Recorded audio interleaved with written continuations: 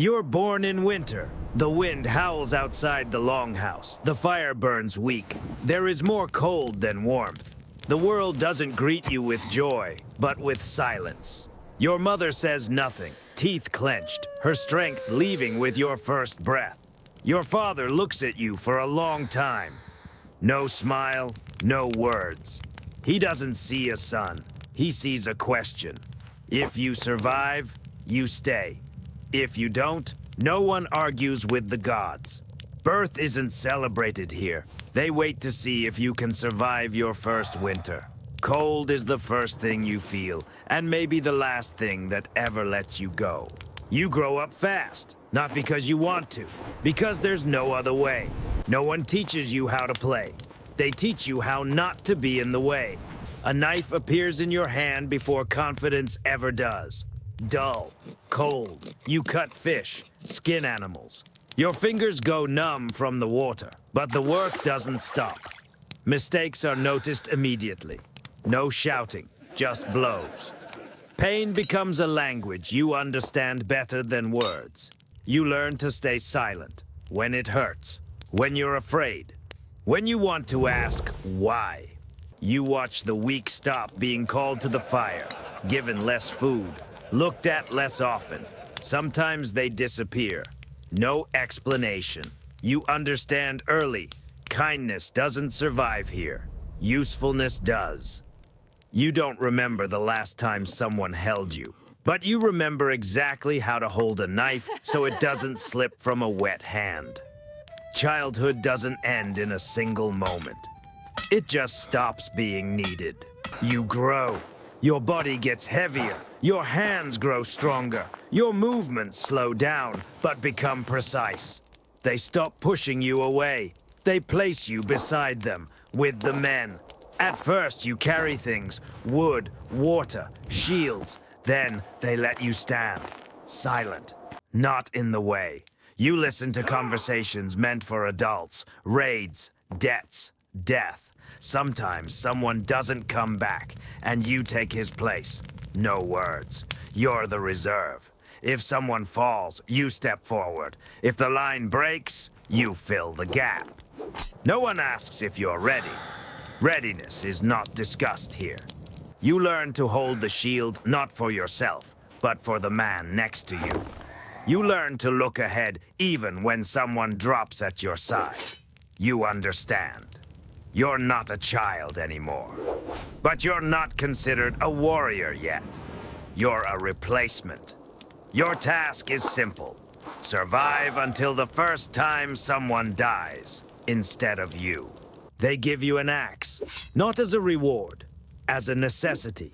It's short, heavy, poorly balanced. Your arm tires immediately. Iron, weight, edge. The blade is chipped, the handle worn smooth by other hands.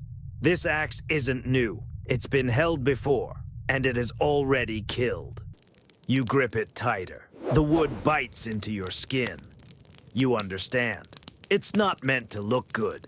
It's meant to work, to cut, to break, to finish.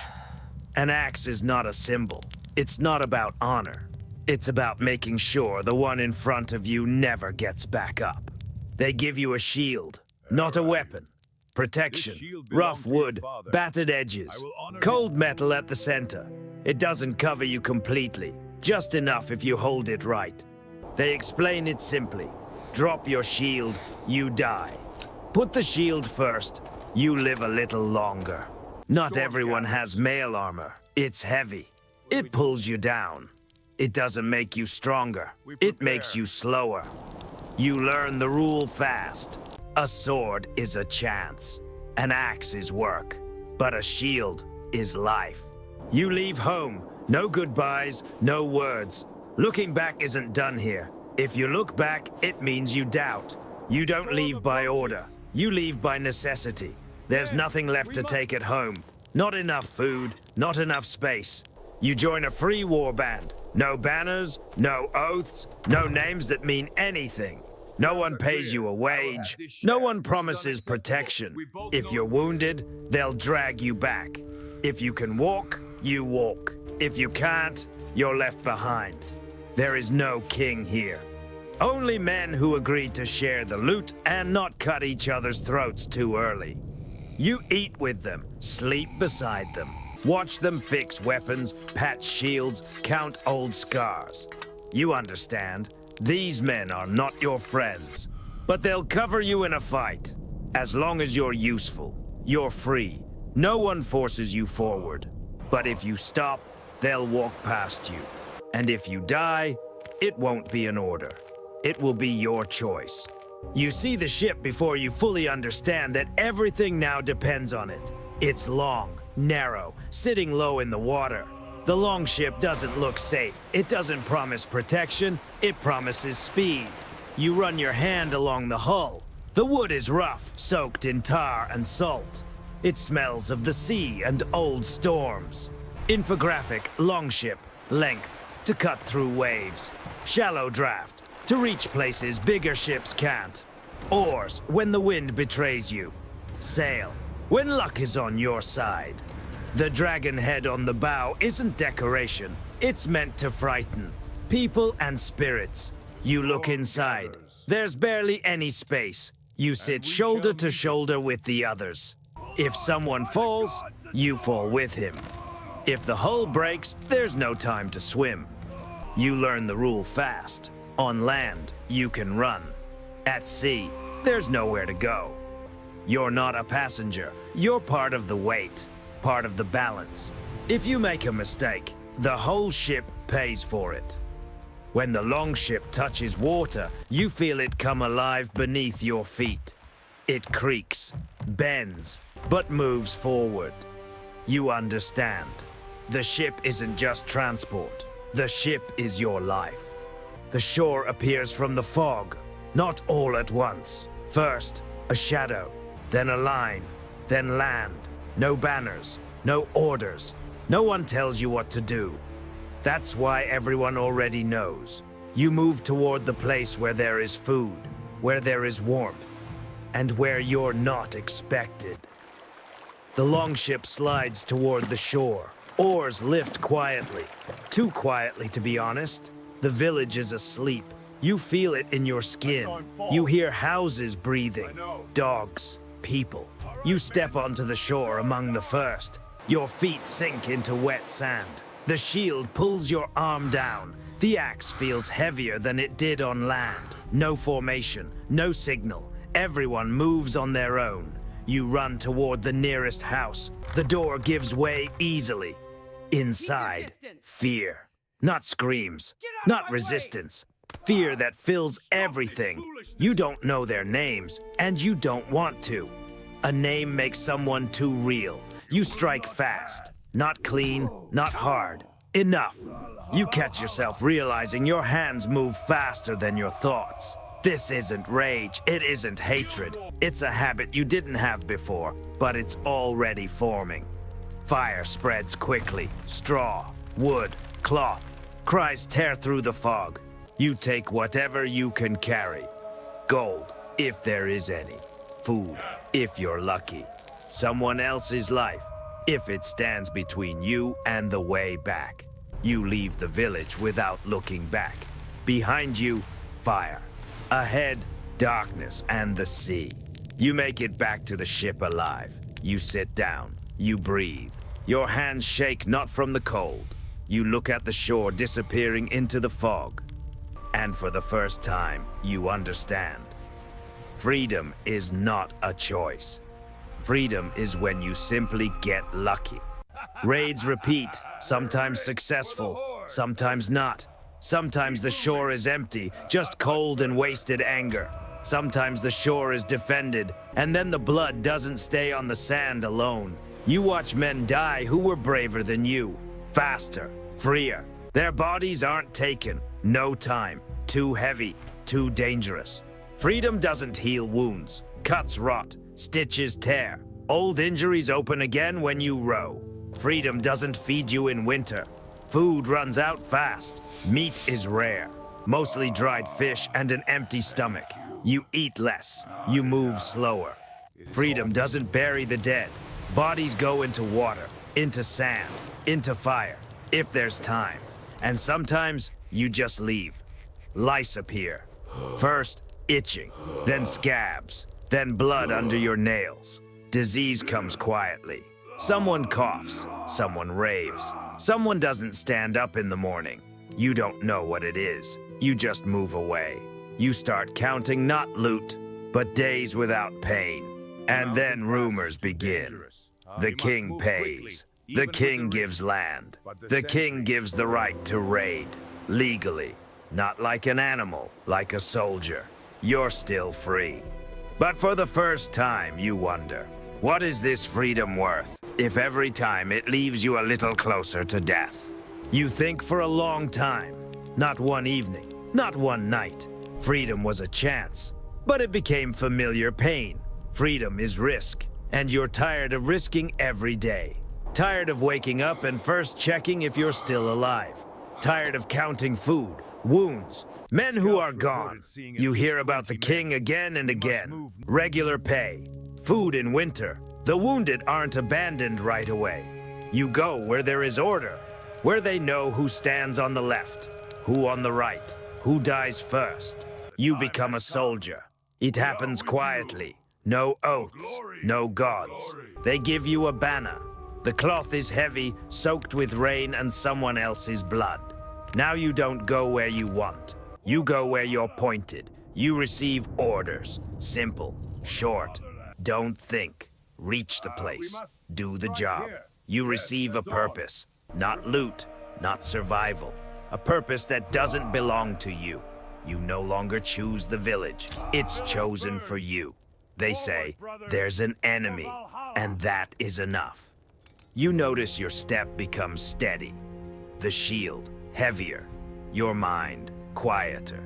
You're not free anymore, but for the first time in a long while, you know where you're going tomorrow. And there is a dangerous relief in that. You're in England. The land is softer. The houses are closer. There are more people. You loot, but now it's called a campaign. You burn, but now it's the king's will. You kill, but now it's service. The difference is only in words. The blood is the same. You march in formation, shield to shield, step by step. Orders are short, loud. You don't look around anymore. You look forward. The first battle is in an open field. The English line up opposite you. Same people, same eyes. When the lines collide, you stop counting blows. Shields crash, wood splits, metal slides against metal. You stab where a gap appears, not thinking who it is. Then come the villages. Now you arrive in daylight, under a banner. People see you coming, and still can't escape. You burn houses by order. Not because you want to, because you were told. Then come the walls. The city closes itself. The gates hold. You wait. For weeks, hunger works for you. When the gates fall, you feel nothing anymore. You enter like it's an empty house. Another fight, another day. You stop remembering faces. Only the rhythm remains. Step, strike, pull back. The wounded are carried away. The dead are counted. Sometimes, not all of them. You understand. This is no longer a raid. This is a war where you can be replaced. You live from order to order. The king is far away, but his will reaches you through a spear, through fire, through a scream. You still loot. You still kill. It's just that now someone above you said it's right. You fight for years. At first you count. Battles, wounds, losses. Then you stop. Years blend into one long march. A friend falls beside you. You see it from the corner of your eye. Hear the sound of a body hitting the ground. You don't stop. Not because you're cruel. Because if you stop, you'll fall too. You used to look back. Now you don't. Someone will pick him up. Or they won't. That's no longer your task. You keep moving. You don't think anymore about whether it's right. That question is too heavy for a long road. You think simpler. Where to go. When to raise the shield. When to lower it. When to strike. When to pull back. You notice your body acts before your mind does. Your legs move on their own. Your hands rise on their own. You eat when food is given. You sleep when you're allowed. You wake up before dawn, even when you don't have to. War teaches rhythm. Morning, muster. Day, movement or battle. Evening, counting those who didn't make it. Then, silence again. You catch yourself realizing you're more afraid of the war ending than of it continuing. Because here, everything is clear. What comes after isn't. War has become your job, not a calling, not a destiny. A job that you simply know how to do. If you're lucky, you die in battle. Not from sickness, not from age, not at night, alone. You die on your feet. Your shield cracks. Your arm won't rise. You feel your body stop listening. You fall. Not beautifully, not like in the songs, just, and you don't get up. The noise of battle drifts away, gets quieter, simpler. Pain leaves first, then fear. You see light, not blinding, warm. You hear voices, laughter, songs. Your weapon no longer drags your arm down. Wounds don't ache. Your body is whole again. You walk into a great hall. Long tables, meat, mead. Warriors all around, all just like you. No one asks how many you killed. No one counts mistakes. Here, only the ending matters. You died in battle. That means you're worthy. That means you're here. The feasts never end. The songs never fade. Tomorrow there will be another battle, and you will return alive. Because here, death has already happened. Valhalla. A story the living tell themselves so they can believe that all of this meant something. You survived. Not to legend. To the end of service. You're a veteran. Your name is known. But spoken in the past tense. They don't put you in the first line anymore. They don't call you to war. The young look at you with respect and with relief. As long as you live, they have someone they don't have to be yet. Your body knows too much pain to be useful. Joints don't bend like they used to. Old wounds ache even in good weather. The king keeps his word. You're given land, a patch, an estate, or simply the right to say, "This is mine." Sometimes back home. Sometimes in England. If it's England, you understand immediately. They tolerate you in daylight. They smile while you're watching. At night, everything changes. At night, men like you get their throats cut, or their houses burned, or they simply don't wake up one morning. Such estates don't last long. If you return to your homeland, it isn't the same. The houses are lower, the fields quieter, the people younger. They talk about their worries. You don't understand them, and they don't want to understand you. You're too old to start a family, too late to learn how to be a husband, a father, someone peaceful. You don't know what to do with silence. You have wealth, silver, weapons, rings, trophies from other people's homes. They lie beside you, and they don't keep you warm. They don't speak, and no one needs them. You try to live slowly, to sit, to watch, to wait for no orders. But every morning, your body wakes up ready for war. You sit on land that is supposedly yours and realize war didn't just take years. It took the future where you could have been someone else. You survived, longer than most. And for the first time in your life, you don't know why. You're old, not like in the songs, not like in the stories, just slow. You rise more carefully, walk more quietly, breathe, counting each breath. You're no longer needed. Not by war, not by the king, not by the gods. You're a reminder that luck doesn't last. The days grow shorter. Not because of the sun, because you tire. You look at the sea. It's the same as it's always been.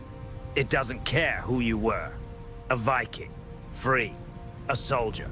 You die quietly, not in battle, not to a song, just one morning you don't wake up. No one shouts, no one counts. The sea keeps moving, people keep living. Someone takes your house, Someone takes the land. Your name becomes a sound. Then, silence. You were here, and that is enough. This was your whole life.